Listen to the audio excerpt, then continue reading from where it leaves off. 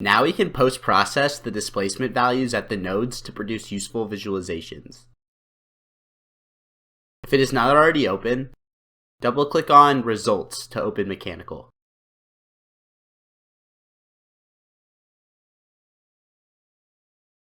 We will start by visualizing the deformation of the pressure vessel. This is a useful method of verifying that we have set up the model correctly, as the deformation is easier to visualize than stress. With Solution selected in the tree, under the Solution tab in the top bar, select Deformation and click Total. In the tree, we can see that this has added a new item. We already solved the model, so we can visualize the deformation by right-clicking it in the tree and selecting Retrieve this result.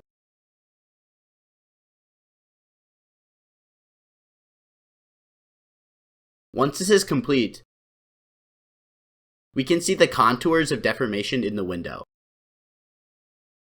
First, in the Results tab, click Edges and select Show Undeformed Wireframe. This provides an outline of the original shape to better understand the deformation. The deformed shape looks appropriate for the applied loads. This also gives us an opportunity to make sure that the boundary conditions are satisfied. Along the top edge, we can see that the model has thinned and displaced to the right, but it is not displaced downward. This shows that the frictionless support, representing the symmetry of the pressure vessel, is satisfied. Similarly, on the left edge, we can see that the model has displaced downwards, but the cross-section of that face has not moved from the y-axis. This shows that the essential boundary conditions were satisfied. Right-click and select Zoom to Fit to return to a better view. Under the Probe section in the top bar, click Maximum and Minimum to view the locations of maximum and minimum deformation on the model. If we look at the legend, we can see that the magnitude of the deformation is very small. ANSYS has scaled up the deformation so it is more visible. We can adjust this by changing the result to True Scale in the top bar. With this change, we can see that the pressure vessel barely deforms. Next, we can visualize the stress in the model. Selecting Solution in the tree, and in the Solution tab, click Stress, and select Normal. Repeat this process 2 more times to create 3 normal stress visualizations.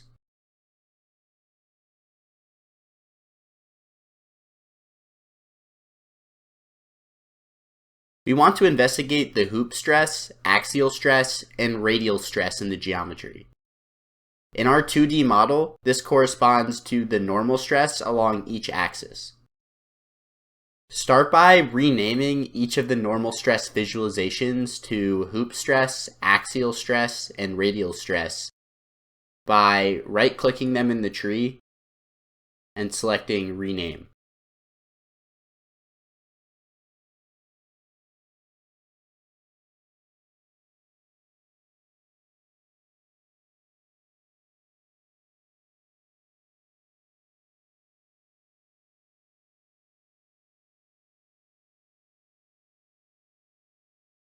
Start by selecting Hoop Stress in the tree. And in the Details pane, change the orientation to Z-axis.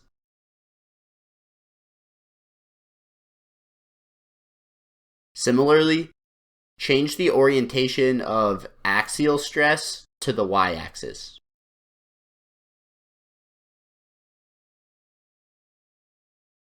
and the orientation of radial stress to the x-axis.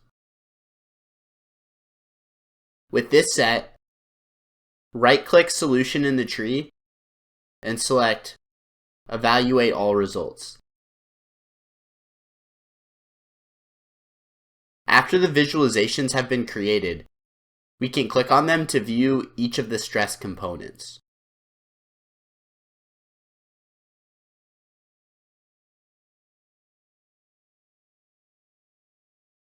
We'll start by looking at the radial stress. Looking at the bottom of the pressure vessel, we can see the location of tensile and compressive stresses makes sense for the deformation we saw earlier. We can also use this visualization for comparison with the theoretical results from pre-analysis. Selecting the probe tool in the top bar and hovering the cursor over the top section of the pressure vessel, we can see that the stress varies from about negative 995 psi on the inner edge to around 1.7 on the outer edge. This is pretty close to our pre-analysis expectations, and we can expect the results to converge even closer when refining the mesh. Importantly, since the inner edge is the location of the applied pressure, this shows that the natural boundary condition is only approximately satisfied, as this value should be exactly negative 1000 psi, with the essential boundary conditions applied to the top and left edges are satisfied exactly. The same process can be applied when looking at the other contours. I invite you to go through the same process to check how the results adhere with the theoretical stresses on your own. Another useful visualization is a plot of the stress values along the thickness of the pressure vessel. We will do this to visualize the hoop stress variation. Start by selecting Model in the tree. In the top bar, select Construction Geometry and click Path.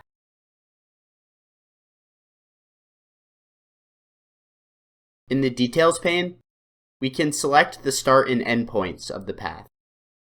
We will create a path running through the thickness of the pressure vessel at the top symmetry edge. We can achieve this by entering the x-coordinates to run from 1.5 to 2 inches and set both y-coordinates to 9 inches.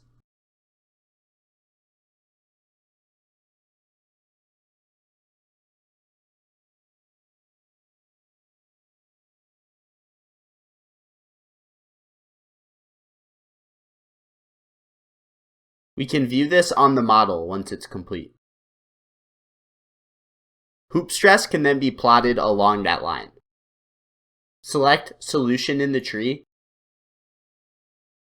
click Stress in the top bar, and select Normal. In the tree, right-click the new visualization and rename this Hoop Stress Path.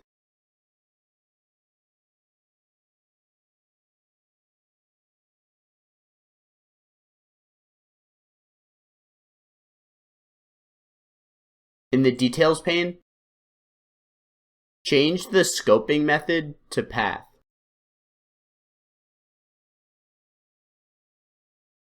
And under Path, select the new path you created. Change the orientation to be the z-axis to correspond with hoop stress.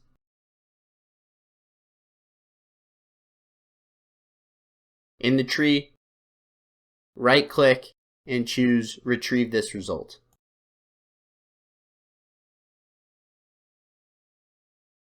Once it updates, we can see a plot of the hoop stress variation along the thickness on the bottom of the screen. This matches the profile from pre-analysis expectations. On the right, we can see tabular data of the hoop stress along the line. Right-clicking on the data and selecting Export allows the data to be saved in order to construct a better plot or to perform additional post-processing. Finally, it can be useful to view a full 3D visualization of the results. We can do this by revolving our axisymmetric model around the y-axis. Select Model in the tree. And in the top bar, select Symmetry. This adds a symmetry option to the tree. Select it, and look at the Details pane. If it appears blank, we need to enable beta options.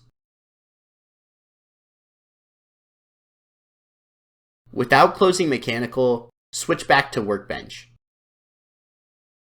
Select Tools in the top bar, and click Options. In the new window, select Appearance. Scroll down to the bottom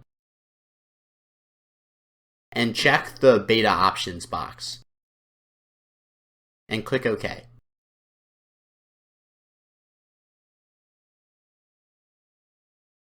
Back in Mechanical, we can now see new options in the Details pane under Symmetry. Start by changing the type to 2D axisymmetric. Finally, click on any visualization to view it in 3D.